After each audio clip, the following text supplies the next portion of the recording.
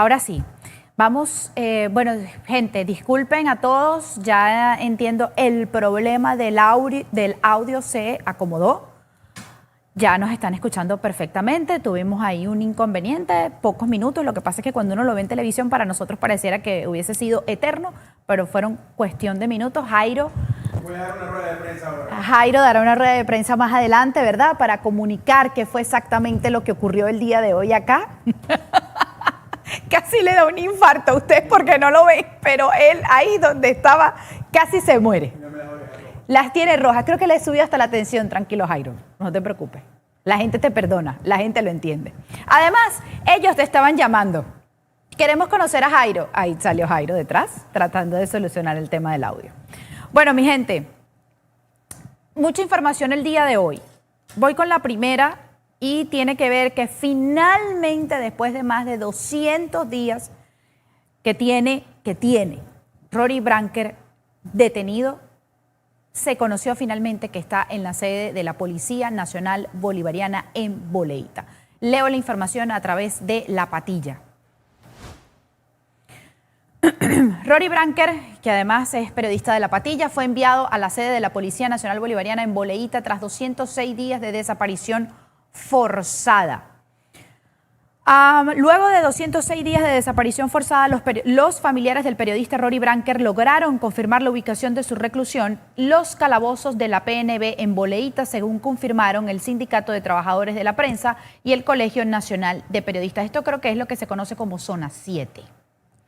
De acuerdo con el relato de su familia, Rory contactó a través de una llamada telefónica para informar sobre el lugar donde sería trasladado. Su madre, Ana Branker, pudo verlo en este calabozo policial. Dentro de las circunstancias, su estado físico es aceptable, dijo su mamá. Hasta el momento se desconocen los cargos que lo tienen injustamente detenidos y será presentado en tribunales. Rory Branker, editor de La Patilla, se encontraba desaparecido desde febrero de este año, como saben, y nadie sabe las razones, como ya leímos, por qué fue detenido. Y hasta hoy no se sabía exactamente el sitio de reclusión. Cualquier cantidad de mensajes pudimos haber visto de su propia madre pidiendo por lo menos que informaran dónde se encontraba su hijo y poderlo ver. Bueno, después de 200 días, de más de 200 días, su mamá, una señora de la tercera edad, pudo saber dónde se encontraba su hijo. Y voy a mostrar en pantalla una foto del tuit del periodista Roberto Denis, que escribe para Armando.info. Y tiene que ver con uno de los shows que monta Diosdado Cabello. Tienes la foto, Jairo. Es una foto, exacto, es una lámina, correcto. Ahí está el tuit de este trabajo de investigación que ha realizado Armando.info este fin de semana. Pero Roberto hace una síntesis. Ahí está. Diosdado Cabello se sorprendió porque en Monagas y Anzoátegui había galpones con explosivos. Tejió un relato sobre la conspiración, pero las empresas eran contratistas de PDVSA y los explosivos eran fabricados por Cabin para el cañoneo en los pozos. Ahí lo ven, ¿no? Ese fue cuando él hizo ruedas de prensa, ¿se acuerdan? Que supuestamente los planes en contra de Venezuela y tal, y todo el cuento, que habían más explosivos de la cuenta en esas empresas. Él trató en su momento como de explicar, porque aquí incluso nosotros logramos hablar con Horacio Medina y le habíamos consultado si ese tipo de materiales no eran utilizados precisamente para los pozos petroleros. Y de hecho Diosdado Cabello, después de esa entrevista, trató como que de arreglar todo el entuerto y todo ese fake news que él le encanta montar. Entonces, yo los invito a que se vayan y se lean. Ahí en el tuit de Roberto Denis está el link del trabajo de Armando.info que se llama Un complot fake a punto de volar en pedazos. Y solamente voy a leer la introducción del trabajo de investigación. Hace un mes el gobierno difundió el hallazgo de un almacén de explosivos que, en palabras del Ministerio de Interior, si todo esto explotara no quedaría nada ni nadie. Los registros en galpones de empresas proveedores de PDVSA sirvieron entonces para anunciar la desactivación de un plan terrorista de la oposición. Sin embargo, numerosas inconsistencias en el operativo contradicen la versión oficial. Que los cartuchos encontrados los fabrique una empresa del Ministerio de la Defensa y ni siquiera es la más notoria. Ellos en el artículo pudieron conversar con personas especializadas en el tema que pudieron desmontar todo esto, este fake news del señor Diosdado Cabello y los supuestos planes terroristas. Miren, ayer en España ocurrió una noticia, se iba a llevar a cabo la Vuelta a España, esta competencia de ciclismo muy importante, y bueno, la tuvieron que suspender en el medio de protestas pro-palestinas. Pero eso fue todo, al parecer, todo un conflicto. Los competidores llegaron incluso, o sea, las personas que estaban protestando por la defensa de Palestina trancaron la vía, la ruta por donde iban estos deportistas. Y bueno, al final tuvieron que suspender la competencia. Fue todo un embrollo lo que ocurrió allí. Y hoy Feijóo se refirió a esto. Veo el sonido desde España. Sí, bueno, esta mañana hemos tenido bastantes pronunciamientos, tanto a las 9 de la mañana en la presentación del alcalde de Madrid como después en la Junta Directiva Nacional del partido. Se puede manifestar en España, tenemos libertad de expresión garantizada en la Constitución española. Se puede, por supuesto, mostrar repulsa a lo que está ocurriendo en Gaza, pero se debe de hacer con respeto hacia los demás y sin poner en riesgo la integridad de nadie. A los policías no se les puede mandar a un lugar y después no protegerles.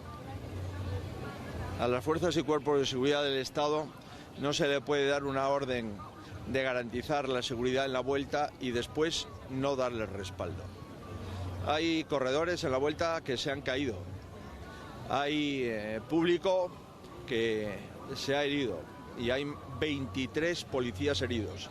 Y que esto lo proponga, lo anticipe y lo empuje el presidente del gobierno y que además hayan participado en el boicot y en los altercados socios del gobierno, exministros del gobierno y otros ministros del gobierno que lo hayan apoyado, eso es justamente lo contrario de la convivencia, de la democracia y de la libertad de expresión. Yo lamento profundamente que en mi país el presidente y el gobierno estén detrás de unos altercados. Bueno, el presidente del Partido Popular, Alberto Núñez Feijóo, como ya vieron, y él se está refiriendo precisamente a estas declaraciones que diera antes el propio presidente del gobierno español, Pedro Sánchez. Y vaya por delante nuestro reconocimiento y respeto absoluto a los deportistas, pero también nuestra admiración a un pueblo como el español que se moviliza por causas justas, como la de Palestina.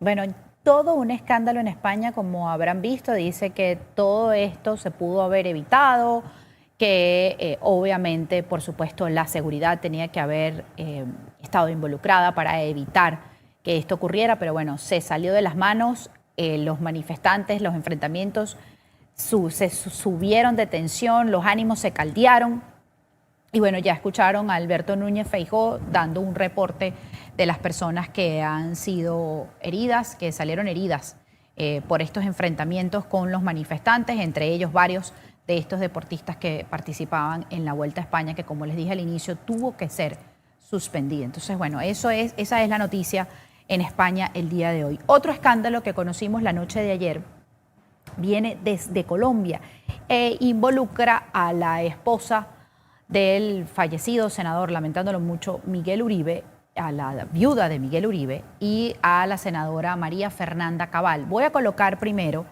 el sonido de la esposa de Miguel Uribe, de María Claudia, donde en una entrevista ella hace referencia a un supuesto enfrentamiento que tuvo con la senadora María Fernanda Cabal. Escúchenla. Así como hubo mucha solidaridad de la gente que fue, que expresaba esas oraciones, que expresaba ese apoyo a la familia, a usted en particular, María Claudia, seguramente también hubo oportunismo de muchos políticos, algo que le hubiera impactado. Una de las cosas más duras y más dolorosas y que más me impactó, y es el día que yo recibo el cuerpo de Miguel Uribe en el Congreso. José, no te puedo explicar con palabras qué es sentir que te van a entregar a tu esposo en un cajón, pero además recibir. O sea, salir en medio de las 6 de la tarde con el frío más horrible, recibiendo a Miguel en un cajón. 39 años. No cumplió 40, José. No alcanzó a cumplir 40 años. Entonces, ahí lo tuvieron un tiempo. Yo estuve hasta por la noche del día siguiente, llegué temprano, que fue el segundo día de velación, y alguien me avisa y me dice, María Fernanda Cabal te está buscando. Y yo, pues la verdad, si la vi en la clínica, no la vi, porque es que además yo estaba muy metida con Miguel y yo a ella no la saludé en la clínica. Yo sé que fue varias veces, pues yo no la vi a ella. Y María Fernanda me dicen que me está buscando y yo voy a aprovechar a saludarla, como no, compañeros de Miguel de partido. Me acerco a María Fernanda y una persona cercana me dice, María Fernanda tiene un micrófono puesto, prendido. Y yo dije, ¿qué? Cuando se fue a acercar a saludarla. Cuando se acercó a mí, tenía un micrófono en la camisa. Entonces yo le dije, María Fernanda, ¿te puedes quitar el micrófono, por favor? Me dijo, no, es que yo no tengo ningún micrófono. Le dije, ese que tienes ahí. Ay, no me he dado cuenta. Se lo quitó y se lo entregó a una niña que trabaja con ella. Y acto seguido, con mi esposo atrás en un cajón, con mis 3 hijos y con Alejandro de 4 años, María Fernanda Cabal me mira y me amenaza diciéndome, me imagino yo, con miedo a que yo me meta en la política o que fuera candidata política, amenazarme diciéndome, tú no conoces Colombia, tú no sabes cómo es este país, tú no sabes lo que aquí está pasando. Y me hablaba cerquita y yo le decía, María Fernanda, tengo a mi esposo aquí atrás, está en un cajón, me lo mataron. Me lo mataron por hacer política. ¿Cómo así que yo no conozco este país? ¿De qué me hablas? Y en ese momento ella como que me da un abrazo y yo salí de ese espacio donde estaba, me senté y dije, no puede ser, no puede ser. Porque es que una cosa es la política, José, y en la política tú ves infinidad de cosas. Tú en la política ves oportunismo, ves egos, ves ansias de poder, ves deshonestidad. La política buena se hace, claro, con diferencias, riñendo, empujando, peleando, que era lo que hacía Miguel y lo hacía muy bien. Debate todo el tiempo, sí. Claro, y eso está bien, el debate político está bien, pero como ser humano no puedes hacer eso. Tú no puedes coger a una viuda que le acaban de matar a su marido con sus 4 hijos a decirle y amenazarla por el miedo a que haya una contienda política. No puede pasar. Bueno, por supuesto que la senadora María Fernanda Cabal respondió a estas acusaciones. Esto dijo. Turbay, me permito aclarar a la ciudadanía que, en efecto, cuando me acerqué a saludarla, llevaba un micrófono adherido a mi camisa, como habitualmente lo hago para atender a los medios, de forma permanente en comisión y plenaria, pues había realizado una grabación previamente. En medio del dolor por la partida de Miguel Uribe, asistí al Capitolio por consideración y respeto. Estoy muy extrañada porque ella fue muy amable conmigo por estar atenta a la situación de Miguel. Quiero reiterar con total transparencia que ningún comentario que haya sido transmitido por la señora María Claudia provino de mí.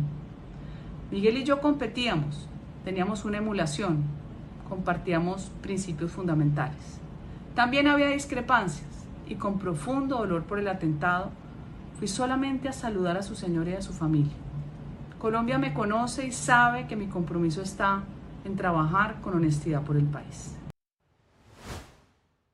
Luego de conocerse este impasse, fue publicado en medios colombianos justamente ese momento cuando se consiguen la esposa del senador Uribe, Turbay, con la senadora María Fernanda Cabal. Y esto es lo que ocurrió. Vean exactamente, incluso se colocan los nombres de cada una y fijen bien la imagen. Se los publico para que cada quien en sus casas saque la conclusión de lo que pudiera estar pasando acá.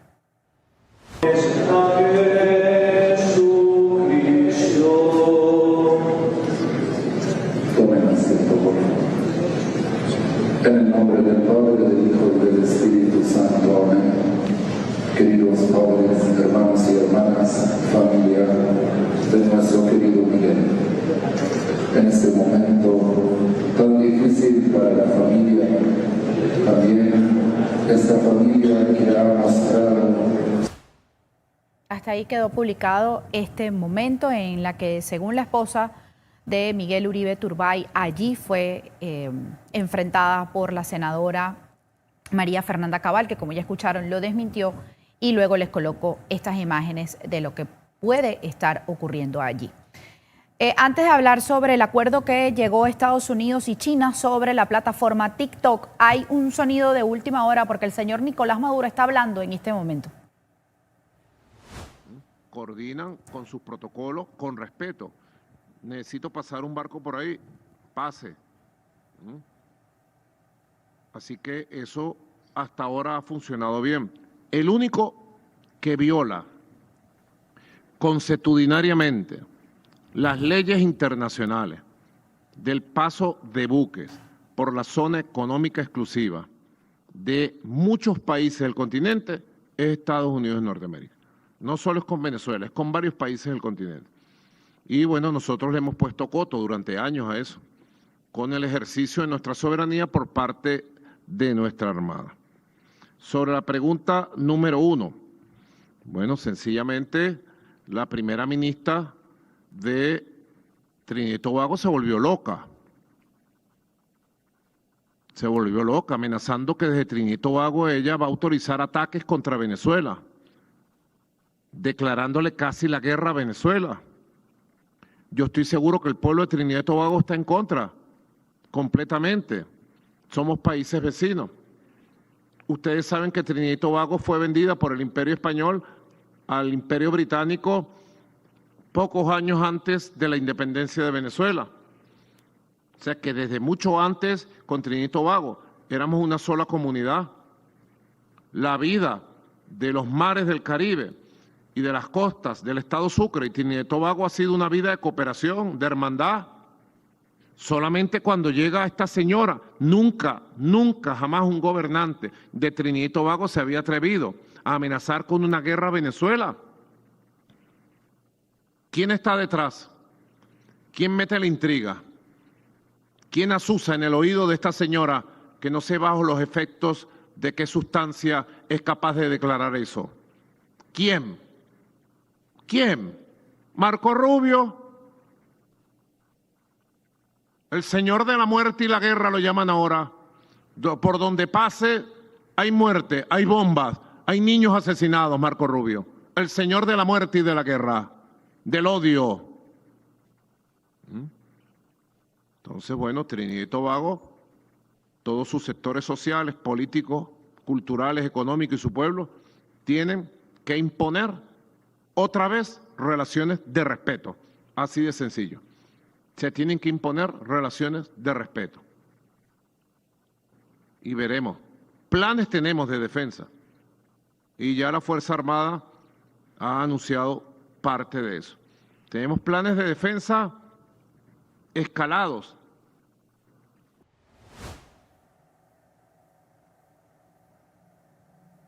Este señor insiste que es una guerra contra Venezuela. Yo se los expliqué en el editorial. Ellos creen que son Venezuela. No hay nada más alejado de esa realidad. Miren, palabra cierta, que se me cayó el bolígrafo en el momento que estaba diciendo eso. Ellos no son Venezuela. Sí hay una guerra contra el cártel de los soles. ¿Y quién es el cabecilla del cártel de los soles? Ese señor que acaban de ver allí. Como él no puede utilizar argumentos en la arena política, ¿verdad?, para contrarrestar lo que se dice de Trinidad y Tobago o incluso lo que se dice desde acá, desde Estados Unidos, él apela al ataque como persona de la primera ministra de Trinidad y Tobago. Eso dice más de él que de la propia ministra. ¿Qué ha dicho Trinidad y Tobago? Que el Cártel de los Soles es una organización narcoterrorista y que van a colaborar con Estados Unidos para erradicar al Cártel de los Soles por todo lo que hacen. Y bueno, como están allí, ¿verdad?, son cercanos. Entonces, como él no tiene argumentos para hacerle frente a la realidad, porque no se puede tapar el sol con un dedo, él no consigue otra mejor solución que atacar a la ministra como tal. Eso no quiero tampoco caer en el mismo, en lo que él está incurriendo, que es atacarlo a él por algún tipo de deficiencia en la que no se puede argumentar, no tiene la capacidad para argumentar y hacer frente políticamente a lo que está ocurriendo en este momento. Porque, insisto, no es contra Venezuela. Y Maduro no es Venezuela. En otras informaciones, y con esta me voy. No, mentira. Leo a la audiencia antes de irme. Ajá. Pero para cerrar las informaciones. El acuerdo que acaban de llegar Estados Unidos y China sobre la plataforma TikTok. Lo tomamos de Infobae. Estados Unidos y China alcanzaron un acuerdo inicial sobre TikTok. Trump anunció que hablará con Xi Jinping este viernes. El pacto se cerrará en una llamada entre los líderes de Washington y Beijing, según el anuncio del Tesoro estadounidense durante el segundo día de negociaciones comerciales en Madrid. Estados Unidos y China llegaron a un acuerdo inicial sobre el futuro de TikTok tras intensas negociaciones comerciales celebradas en Madrid. Esto lo dijeron este lunes altos funcionarios estadounidenses a solo 2 días del plazo límite para que la plataforma de video cese operaciones en territorio estadounidense. El secretario del Tesoro, Scott Bessent, y representante del comercio, Jamieson Greer, confirmaron que se alcanzó un pacto que respeta los intereses y la seguridad estadounidense, pero que también es justo para la parte china, aunque se negaron a revelar los detalles específicos del acuerdo. Asumimos entonces que el viernes es que se van a dar los detalles de cómo llegaron a este acuerdo. Posteriormente, Bessent reveló detalles cruciales del acuerdo marco, explicando que prevé que TikTok pase a ser propiedad controlada por Estados Unidos. Bueno, y ahora sí, a conversar un rato con ustedes, leer un par de mensajes de ustedes el día de hoy. Acá, ya va, que se me salió el apuntador, me disculpan. Par de mensajes de ustedes. Miren, tuvieron oportunidad de verme el día de ayer en esta entrevista que estrenamos. Suena cacofónico, ¿no? Pero en esta entrevista que estrenamos ayer, el podcast, que ahora me van a ver todos los domingos a las 8 de la noche con un invitado exclusivo, con entrevistas exclusivas para ustedes, ir un poco más allá de la noticia, como les dije el día de ayer. Mi primer invitado, Omar González. He recibido muchísimos comentarios de parte de la audiencia que les gustó muchísimo la entrevista. Si tienen oportunidad, pásense por allí y vean la entrevista que le hicimos al diputado Omar González y además parte del equipo de la líder nacional María Corina Machado. Aquí estoy, dice Jessica, me encantó el programa de hoy y del viernes me tengo que ver el podcast. Sí. Vayan y véanse el podcast porque no se van a arrepentir. Y ahora todos los domingos a las 8 van a tener un personaje especial. Maduro no es Venezuela, así es. Que no haya dudas, dice Alberto Reyes. A ver, ¿quién más? Jairo, te vi, eres el mejor. Venezuela libre. Al menos no se murió, aquí sigue. Excelente, Gabriel Bolívar. ¿Por qué estás tan bella hoy, Jessica? AJ Ocando. Bueno, chico, no sé, amanecí con el vello subido. Gracias. Saludos desde Carora, Estado Lara, Venezuela. Adelante, Jessica, te amamos. Muchas gracias por defender a Venezuela. Eri Ramos, saludos, Eri.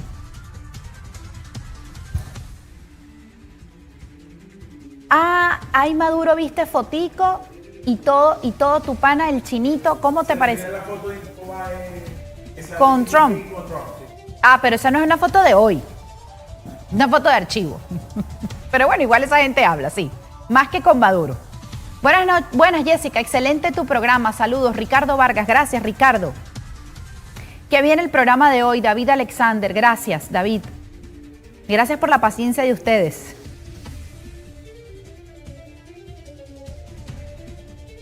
Lárgate, capo. Elsa Matos. Bueno. Eso es contra Maduro. El cártel ha ocasionado más de 100.000 muertes en Estados Unidos. Esto lo dice Marcos Alvarado.